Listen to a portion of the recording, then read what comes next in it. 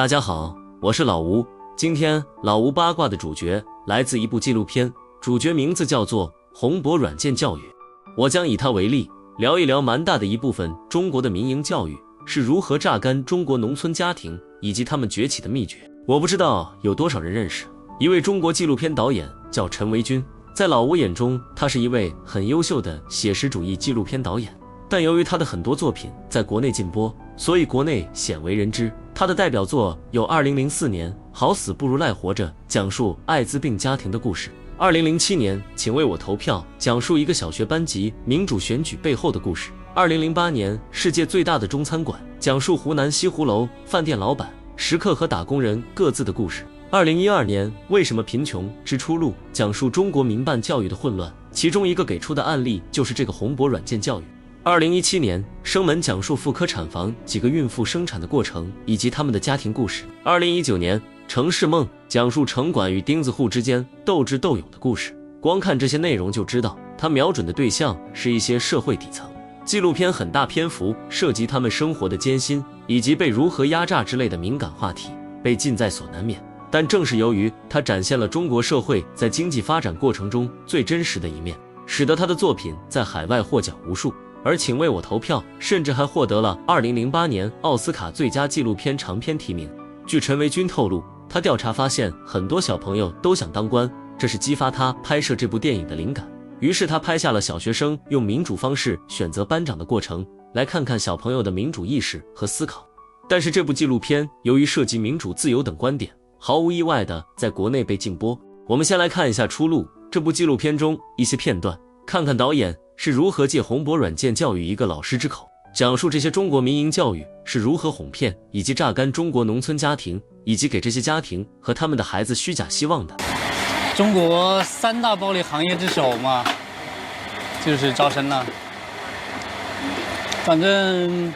我们那年招的比较好的是大概有5000人，一个学生学费12500，一年那就是5000万呢。5000万呢，不少啊，所以那个老板赚死了是吧？你对那些学生来说压力太大了，家里猪啊牛啊都得卖，说不定还得卖下房。但是没办法，你看有小孩上学嘛，城市的小孩不上当啊。城市的小孩，他第一他自己得到的资讯多，他晓得你这个是个怎么回事。你说那些农村里面的小孩，你上学之前连电脑是个什么东西都不知道，你还让他们去学软件，去学计算机，去学编程，去学平面设计，他们自己本身就不是学这个东西的料。再一个，你讲课学校讲的是个什么样子，那就不说了。反正老师都是过去混时间的，学生也过去混时间，台上台下一起混嘛。最低工资标准1200，他们不吃不喝，他们的学费要得4-5年他们才能赚回来，不吃不喝。你说我一个搞平面设计的，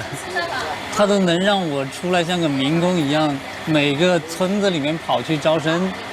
不能说的像民工吧，像传销一样。到时候我的学生出来之后，那是个什么样子？今年是学校里边所有的人都出去，男老师就出去搞讲座，女老师就留在学校里边打邀约电话，要学生来听讲座。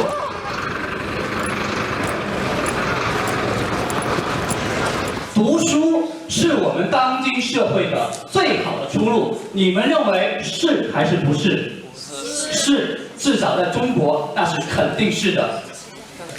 我们中国也有句俗话，怎么说的？万般皆下品，唯有读书高。所以我们在座的各位都应该会有一个共识：读书不仅仅能够使我们获得一个强大的精神世界，更能够让我们拥有一个体面的工作和高品质的生活。每个人都定了任务吧。我们出去的任务是每一场讲座平均下来至少要转换3个学生去交一个100块钱的注册费用，还好，去年是300，去年我大概讲了有50场讲座，最后当场注册的学生只有11个人。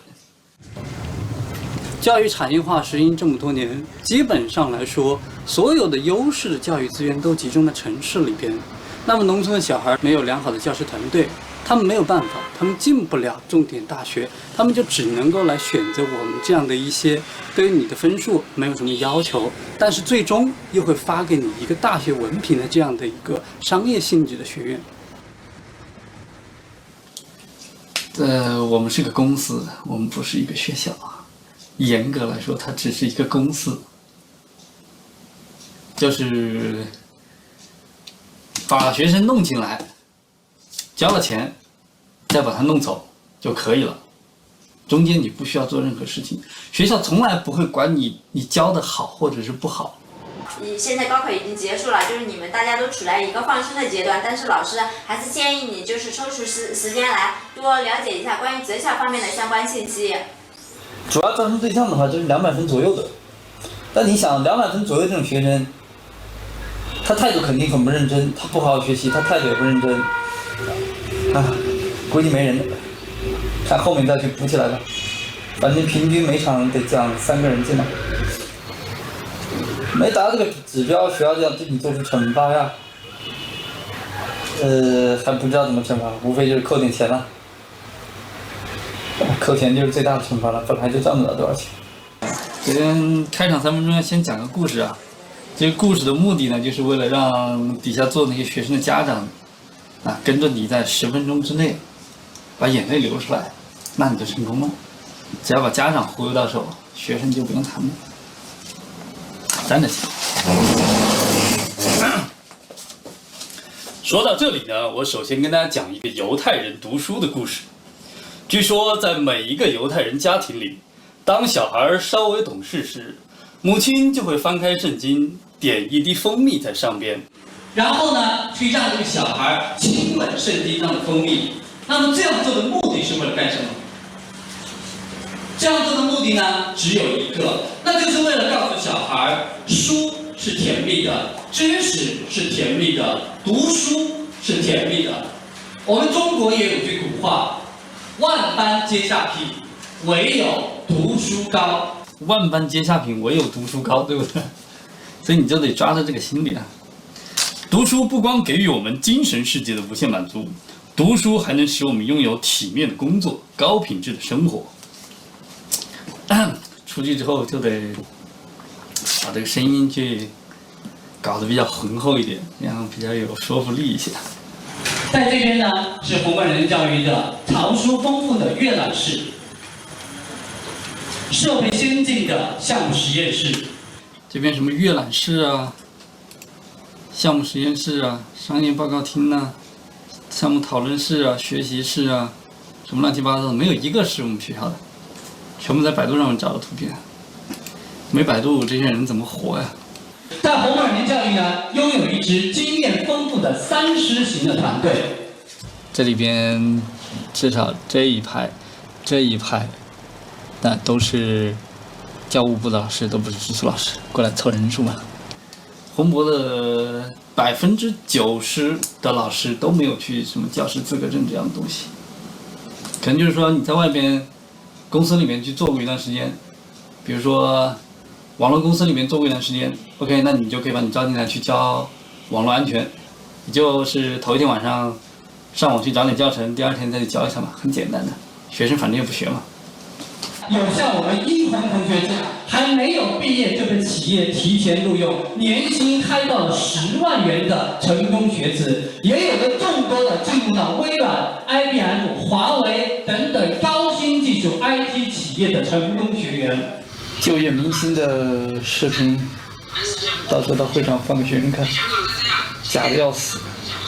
台词都没背好，编谎话没编好。然后经过不断努力，现在工资3000多块钱，然后有奖金和年终奖。自己说不下去了，你看，几千个人里面可能有那么几十个吧。首先要做的就是把学生强制的安排到外地，引用上面那位良心被狗吃掉的领导说的话，送出去有一个好处，学生经济压力大，来回车费也贵，即使你推荐不了工作，但是他迫于生存，他会自己就地解决，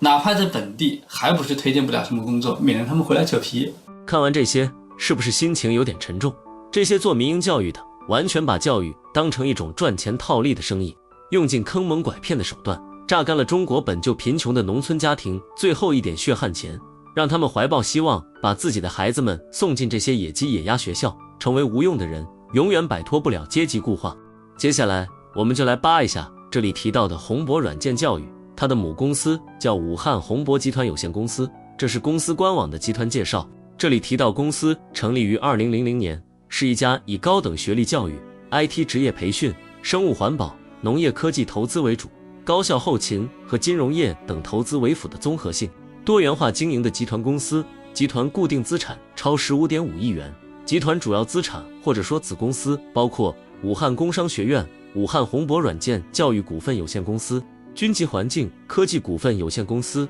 武汉嘉士益农业科技有限公司、湖北湘荣检测有限公司等等，还有很多其他的，都是一些高大上的宣传口号，例如企业精神、用人原则、社会宗旨啥的。官网上讲述了下公司发展历程，第一个阶段1999到2002年，公司发展早期，提到公司抓住高校后勤改革的发展机遇，以房地产开发为基础，承建了武汉大学宏博学生公寓和中南财经政法大学南湖学生公寓2个项目，形成高校后勤服务为依托的单一化经营。简单翻译一下就是，他们突然发现了一个高校后勤改革的赚钱良机，傍上了武汉大学以及中南财经政法大学的大腿，通过房地产或者说学生公寓项目迅速发迹，短短3年，公司已经有几百人的规模。第二个阶段，2002年到2005年，公司由单一企业向企业集团的转变，由高校后勤服务为主的经营模式，逐步发展为以投资高等学历教育为主，书刊、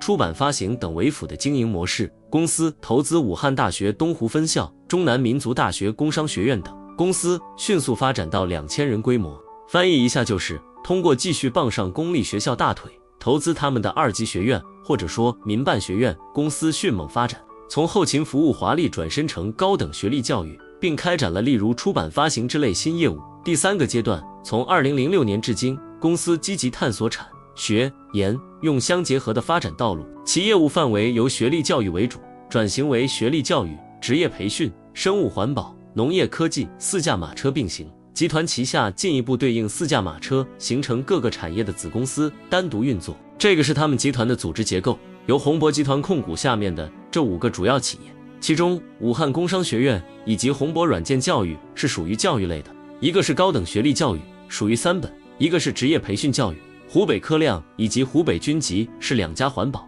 特别是污水处理的科技公司。而武汉嘉士益呢，公开材料显示公司经营范围包括农产品研发、销售、仓储及物流服务，同时涉及广告制作、包装设计等业务，并且中标了多个学校的食材配送项目，算是公司学校后勤类的传统业务。果然是4驾马车并行。当然，这里老吴不得不吐槽一句，看见这个网站页面这些很明显的回车符号没？这个图应该是在 Word 里面做了，然后截图啥的变成图片了。你说你一个靠计算机类、设计类培训起家的公司，就做出个这种网站来，这水平真的是一言难尽。网站公司高层那里只列了2个人，巴能军以及彭秀春，他们是夫妇2人联合创业，媳妇儿一直管公司财务，而巴总在外面冲锋陷阵，负责其他事务。他们2家一起是100%持股，这个集团也没有融资过，属于现金流港港低公司。当然了，这对夫妻之间的很不消停，等会儿晚一点我们再细聊。他们家网站有个特殊的部分，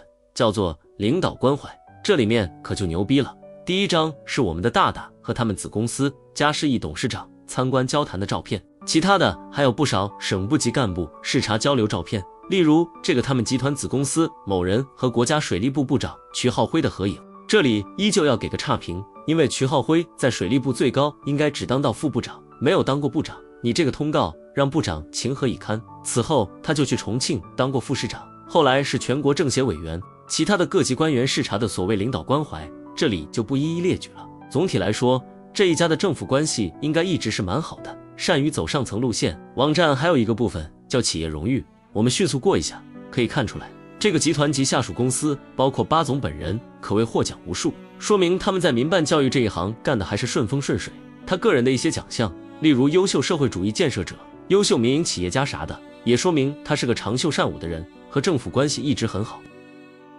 那么我们的巴总究竟是怎样炼成的呢？巴能军1964年出生于湖北省潜江市王场镇黄湾村，黄湾村以盛产黄湾贡藕而闻名。家里兄弟5人，他排行老3，虽然家境贫寒，但他仍然于1983年考入华中工学院华中科技大前身，成为经济学院首届本科毕业生。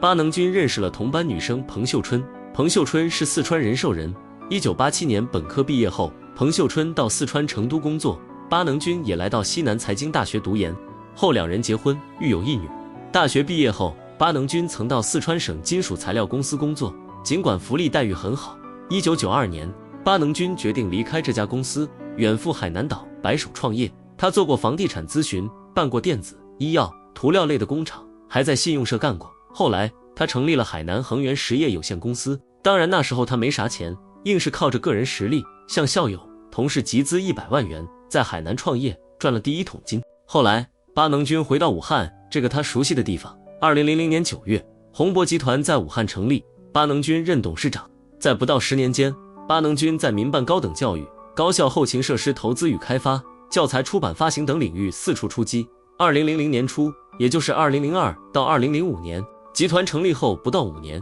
就迅速拥有了一个总资产高达10亿元人民币、总人数2000人左右的庞大产业，实在是牛。在熟悉巴能军的人看来，他能快速取得成功的秘诀，在于十分懂得为人处事。曾多次接触他的一位武汉媒体的记者称，巴能军为人低调谦和。也有媒体称，巴能军极会做人，逢年过节都会带礼物去看老师、朋友。而如果你去看巴总的百度百科页面上，依旧还是把殷红同学的事迹作为典型案例列在上面，也就是前面纪录片里提到的那位，是不是很讽刺？巴总和他的家族都十分低调，你如果去互联网搜，很少有他们家人的信息、照片啥的。而唯一一次以负面形象出现，是在2009年。一个震惊全国的武汉大学腐败案。武汉大学腐败案震惊中国教育界。今年9月呢，武汉大学常务副校长陈兆芳、常务副书记龙小乐接连被抓，而2人被抓与一个人呢是密切相关。如果没有他妻子的告发，武大这桩丑闻恐怕难有见光之日。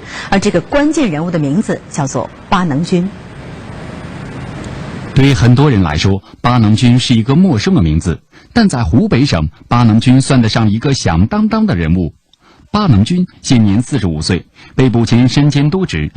比如他是武汉宏博集团公司董事长、中南民族大学工商学院董事长，以及武汉大学东湖分校监事会主席等等。2007年，巴能军获得湖北省10大经济风云人物。当然，巴能军的财产也相当可观，仅其掌控的宏博集团资产就已经达到了10亿元。但据报道，巴能军之所以有今天，其第一桶金恰恰来自武汉大学常务副校长陈昭芳。据报道说，1999年到2000年，武汉大学修建校外公寓，承建方就是巴能军作为董事长的现武汉宏博集团。公寓开建时，巴能军资产不足，时任武大副校长的陈昭芳出面，以武大名义为其在银行贷款提供了担保，并提前预付了3年学生租金，帮巴能军解决了燃眉之急。公寓建成后，巴能军又违反合同，擅自扣留10%的房间，谋取高利，但这些都得到了陈昭芳的默许。为了感谢陈昭芳的倾力相助，巴能军投桃报李，给陈昭芳送出巨额贿赂。正是由于在陈昭芳那里掘得了第一桶金，巴能军又先后参与创办了武大东湖分校、中南民大工商管理学院和军事经济学院地方生院3个独立学院，在湖北省教育界一时风头无两。而巴能军的东窗事发还有着那么一点的戏剧性。巴能军自创业以来，一直和妻子彭某并肩战斗。彭某作为宏博集团副总，主管财务。但今年巴能军提出离婚，彭某不同意，2人关系急剧恶化。后来彭某带着巴能军的行贿记录以及公司账目直接向检察院举报。今年5、6月份，巴能军被带走协助侦查，9月被批捕。同月，武大副校长陈昭芳、副书记龙小乐被批捕。这件事当年可是中国教育界爆出的最大贪腐案之一。别看查明的受贿金额只有200万左右，那可是2000年出的200万，还是很多钱。最终官方公布的武大原常务副校长陈昭芳受贿金额115万元人民币，以及美元1万元。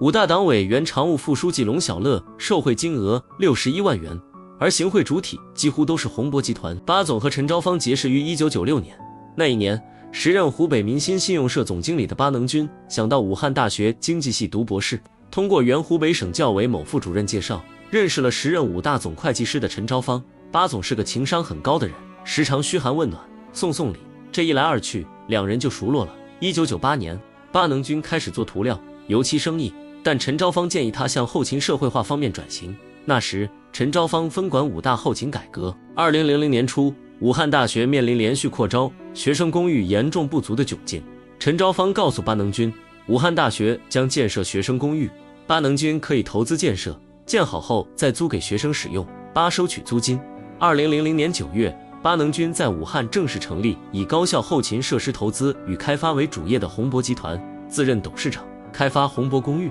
也可以说，宏博集团就是为了傍上武大这个大款，捞点油水而成立的。据了解，武汉大学与宏博集团签订合同时，只愿意承诺学生公寓80%的入住率，且不同意融资支持的条款。武汉大学认为这2个条款都有风险。然而，巴能军希望武大在合同中能承诺95%的入住率，并提供融资支持。巴能军希望陈昭芳能从中协调。在去找陈的时候，他带去了一个塑料袋，里面装着2桶茶叶和10万元现金。最终在陈的斡旋下，巴总2项诉求都得到满足。2001年，巴能军向武汉市商业银行申请贷款，银行提出了拉存款的交换条件。巴总没钱，于是又想到了陈昭芳，他给陈行贿20万元，由陈打点时任武汉大学出版社社长的江建勤，往指定的银行存入2000万元人民币，存款1年。2001年前后，陈昭芳还2次批准武大财务部预付学生住宿费，共计550万元给宏博集团。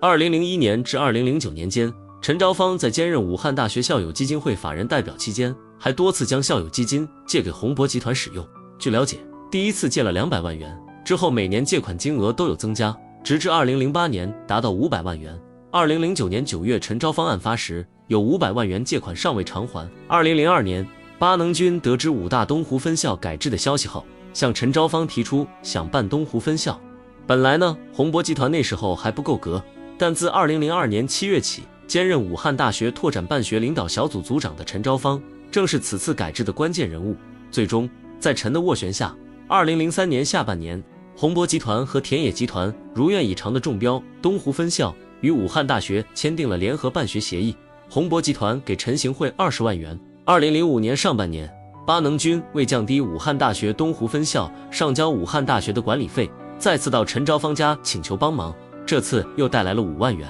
按照原来的协议，武汉大学的管理费为30%，但巴能军送钱后不久，三方共同续签了补充协议，管理费由30%下调至20%，之后每年递增1%至28%。巴能军在接受调查时表示，1997年他给陈昭芳的拜年礼金是2000元，2001年和2002年春节，他每年都送给陈家2万元人民币拜年，此后金额年年看涨。2003年到2006年每年5万元，2007年6万元，2008年8万元。此外，2001年陈昭芳大儿子到美国读研究生时，巴能军又送了1万美元。陈儿子结婚，巴送了5万元。2005年，陈昭芳爱人生病，送1万元。2008年，陈昭芳二儿子孩子满月，送1万元。同年5月，陈昭芳母亲去世，送1万元。只要是陈家婚丧嫁娶，巴总必然礼到，真的是非常贴心。据统计，巴能军光春节拜年和趁陈昭芳家中办事之机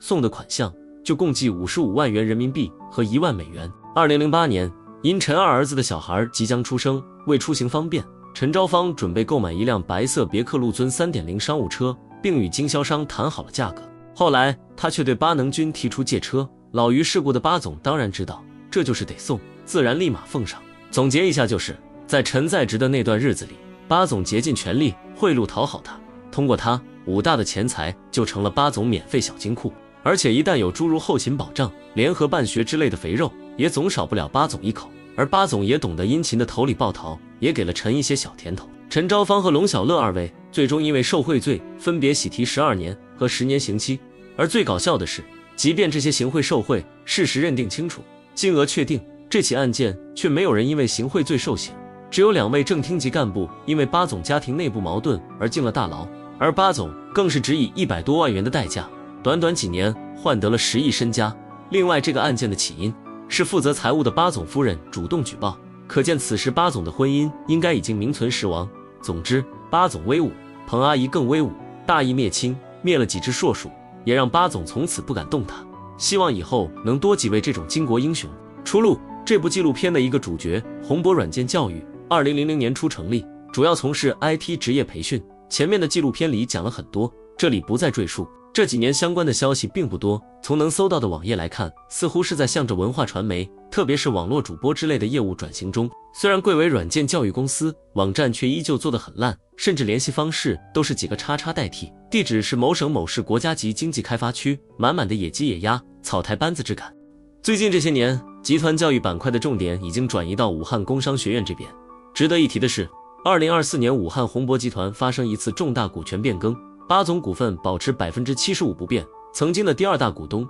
也就是巴总夫人彭秀春，将大部分股份转给了一个叫巴黎娜的女生。从姓氏来看，她大概率是巴总夫妇的千金，后面我们简称小巴。尝试用谷歌以及百度去搜索这位巴小姐，居然仅仅有几条文字信息，其中一条显示，年轻的小巴在2022年正式被聘任为武汉工商学院创新创业与组织管理研究院院长，同时被聘用的还有一个叫 WG 赵，这位我们等会儿还会看到。虽然原则上他是武汉工商学院的教师以及院长，在教师花名册里面却找不到小巴的记录和照片，而另外一条显示他主持了某某大会，却依旧找不到照片，想必是有意为之，保护得很好。最后一条信息是武汉工商学院动态新闻上面说，是学院教师小巴在 Frontiers in Psychology 上面发表了2篇学术论文，依旧没有照片。不过老吴怎么可能放弃？老吴去杂志官网搜寻了下原文章，一个是稍微读了一下，虽然不是老吴本专业，但内容有点感人。稍微提一嘴，这个 Frontier 系列的杂志采取开放获取，也就是 Open Access 加作者付费的商业出版模式，即作者或其资助机构支付发表费用，文章对公众免费开放的方式发表。因此这个杂志系列有倾向于发更多的文章来获利。另外 Frontiers 采用一种开放协作式 Collaborative 审稿流程，即作者、编辑、审稿人在线平台互动方式来增加评审效率，曾经发现一些作者和评审有利益冲突的情况。最后他们家子刊虽然一般是有影响因子，也就是 Impact Factor 的杂志，但是都不高，例如 Frontiers in Psychology 大概只有 2.6 分。当然了，看小巴发的 paper 并不是白费精力。终于看到点端倪，小巴发表的 paper 上署名是 Lina 爸，于是老吴灵机一动，立刻去领英上搜索这个英文名字，果然给我抓到了。照片显示是一个很年轻漂亮的小姐姐，这里就不秀照片了，大家有兴趣可以自行搜索。学历里面显示小巴本硕都是在 University of Melbourne 连续读的，澳洲顶尖大学，也算得上世界1线的学校，中间间隔几年又去 University of Bath 读了个博士。巴斯大学综合排名不是很高，不过排名上看，小巴就读的管理学院非常好。但是有一点让人玩味的是，这个时间显示是2020到2028年，怀疑是写错了，因为一般英国的博士3到4年应该可以完成，8年是不太能想象的。前面我们提到小巴有2篇 paper 发表，这2篇 paper 的作者都只有2位，一位是小巴，一位是加拿大 Lakehead University 的一位副教授，叫做 WG 赵或者 Will 赵，就是前面提到过2022年和小巴一起被聘请为武汉工商学院正副院长的那位。2021年的一篇 Will 是通讯作者，2022年的第2篇小巴是通讯作者。那么这时候小巴应该已经开始在巴斯大学读博士，本来读博发表文章很正常，但奇怪的是和小巴一起发 paper 的一直是同一个人，而且这个人和巴斯大学没半毛钱关系，这就很违背常理。因为 Will Zhao 不能作为小巴在巴斯大学的导师，如果假设此时小巴是在 Will Zhao 手下读博士，那么读博期间发表的文章，通讯作者一般都是你的老师，不太可能会让学生当通讯作者，而老师当第一作者，怎么都解释不通。考虑到他2人在2022年1月同时被聘请为武汉工商学院正副院长，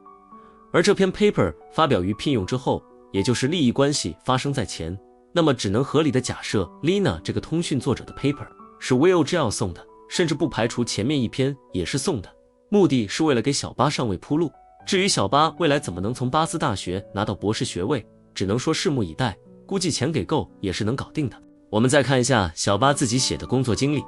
可以看到从2016年毕业以后，小巴就开始逐步熟悉和接受一些家族生意。首先是在宏博集团当经理，以及在武汉工商学院当讲师。2022年，也就是和前面那个聘书吻合，小巴受聘成为一个学院的院长至今。另外显示小巴在2022年还作为 founder、owner 兼 director 成立了另外一个学校 United Seas College， 这个我们等会再细说。这几个时间线结合在一起就有点不太合理，也就是说小巴在22年至今同时干着读博、武汉工商学院当院长以及 United Seas College 当 founder 兼 director， 3件看起来不可思议的事情。考虑到地域因素，要么他院长、founder、director 之类的都是挂职的虚职，不干啥事，人在英国专心读博，要么他这个博士读的就相当远程和清闲，这段时间他人主要在国内帮家族企业干事。如果我们回头再看一下小巴领英下面地址，显示的是加拿大，而我们前面提到过和小巴一起发 paper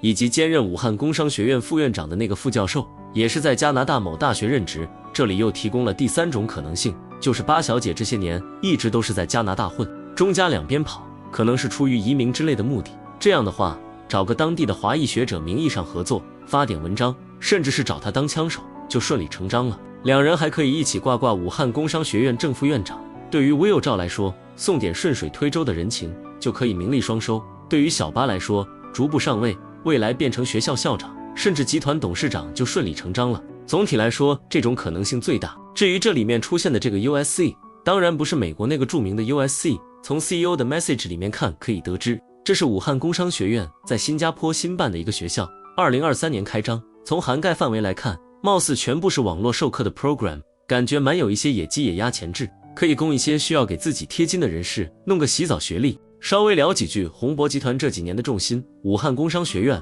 目前已经算是民办工商类大学中比较顶尖的存在。等会儿我们听张雪峰来吹，这里老吴就不花时间仔细研究了。有一丢丢搞笑的是，这个学校的历史用过好多名字。武汉工商学院创建于2002年，2003年学校更名为中南民族大学国际工商学院，属于中南民族大学2级学院，民办属性。2004年学校更名为中南民族大学工商学院，2011年学校更名为武汉长江工商学院，成为全国首批由独立学院成功转设的全日制普通本科高校，正式独立。2014年学校更名为武汉工商学院，经过几次改名，就再也看不见以前中南民族大学的影子，成为一所独立的私立大学，排名也不差，甚至在一些省份录取属于2本，而在其他省份属于3本。这段时间呢，不少考生和家长问我说，有没有那种专业就业软硬件好、地域还不错，最好能在省会读书的民办本科高校。最近呢，张老师就在高教大省湖北挖出了一所完全符合这些要求的宝藏大学，它就是咱们下边要讲的武汉工商学院。说起这个学校的实力应该是要超出不少人预料的。它有会计学、电子商务、物流管理、广告学4个国家级一流本科专业，在湖北省民办高校里边排第1，在全国同类高校里边也能排到前6。省级一流本科专业也有足12个，一流本科专业总数甚至超过了一些公办的本科高校，而且它还有5门国家级一流本科课程，32门省级一流本科课程，在全国同类高校里边那也是妥妥的前列。那在今年校友会排行榜里，它也是中国工商类民办大学第1，全国民办大学第5，还被列为中国顶尖的应用型大学，湖北省最好民办大学。不管是专业课程还是从整体上看，它的实力呢都是相当到位的。不止这些，这所学校在科研、师资等等方面的实力呢也都不错。科研这一块呢，它有国家级工程实验室、院士专家工作站等一批国家级、省级科研平台。师资这一块，它不仅有资深的教授、拔尖人才领军，甚至还有中国工程院院士、国家级教学名师这种顶尖的师资。学校现在的环境与生物工程学院的院长呢，就是我国水界的泰斗李圭白院士，还有环保专家魏福胜也在学校里边做助战院士。更难得的是，这些高端师资学生是真的能够接触到的。至于生活条件，更是没得说。他所在的武汉黄家湖大学城是武汉重点开发的科研教育、生态体验、休闲旅游区域。学校旁边的黄家湖湿地公园建成之后呢，就是武汉城区最大的湿地公园。这个学校呢，也是名副其实的湖景大学，而且它的交通呢也非常便利，周边就有地铁能直达黄鹤楼、昙华林这些著名的景点。另外呢，这所学校还被誉为最温暖大学。前年学校20周年校庆的时候，专门请全校1.8万名师生员工吃了一顿豪华的校笑容下饭。每年端午节，学校请学生吃粽子，去年还邀请全体新生吃了热干面。不止吃得好，包括校长在内的很多校领导呢，都向全校学生公布了自己的手机号，有啥事儿咱直接给校领导发短信就行，而且保证必回。在去年学校的开学典礼上，校长孔建义呢就表示，他公布手机号码2年来一共收到了2万多条短信，全部都一一回复。不光这些，学校呢还开通了校长直通车，对于同学们反映的合理诉求，那是想尽办法来解决。所以网友们都说，武汉工商学院是既温暖还特宠学生，有实力有人情味，对学生又好，这样的好大学，你想不想来呢？这些年，巴总自然也没闲着。4驾马车中间，环保科技，特别是水污染治理企业，均级环境发展迅速。2022年已经进入上市辅导期，更是有国家高新技术企业以及专精特新、小巨人称号加持，上市可期。天眼查显示，公司控股股东为巴能军，直接持股比例为 32.51%， 间接持股 21.96%， 合计控制 54.47% 公司股份。巴能军为公司董事长兼总经理，一旦上市又是泼天财富。另外，你看巴总选的行业都还蛮有意思，不管是教育还是环保，都是需要资质门槛，而且非常吃政策以及国家补助的行业，透明度也不高，可操作空间比较大。巴总长袖善舞的特长自然就大有用处。稍微总结一下，这个靠教育发家致富的巴总，可能代表了一批类似的私营企业主，他们的发迹首先都有个人实力的成分。例如巴总，83年大学生，很懂人情世故，长袖善舞，胆子也大。90年代就敢从铁饭碗辞职，跑到遥远的地方集资创业。创业早期尝试了各种行业，也算是人中龙凤。其次，他一方面通过职业软件教育忽悠底层农村老百姓，完成一定财富原始积累，同时又通过行贿抢占时代红利，也就是攫取当时公立大学开办私立2级学院以及高校后勤的肥肉，双管齐下，完成了短期财富急剧增长，并且还有上层能力，能在受贿的被抓了以后，自己行贿的还能脱身。可怜的还是社会底层的农民家庭，不仅榨干了他们最后的财富，农村出身的娃也永远翻不了身。另一个受损的自然是国有资产，巴总通过一点点贿赂，短期就获得10多亿巨额财富，这些本是公立大学的改制所产生的，却肥了行贿者。更夸张的是，巴总居然用的钱还都是武大的金库以及银行贷款，妥妥的空手套白狼，厉害的紧。完成野蛮财富积累以后，集团开始走上正轨，一方面将原本与公立大学合办的民营2级学院洗白，并且花钱花精力办成民办大学之中的翘楚；另一方面抓产学研，特别是产业化，聚焦个别科技行业，例如环保，培育有一定科技实力企业，光明正大 IPO， 再从2级市场大捞一笔，名利双收。60出头的巴总干这些的同时，也逐步把小巴千金推上家族企业管理岗，准备接班。总之，作为一个生意人，那绝对是成功的，佩服佩服。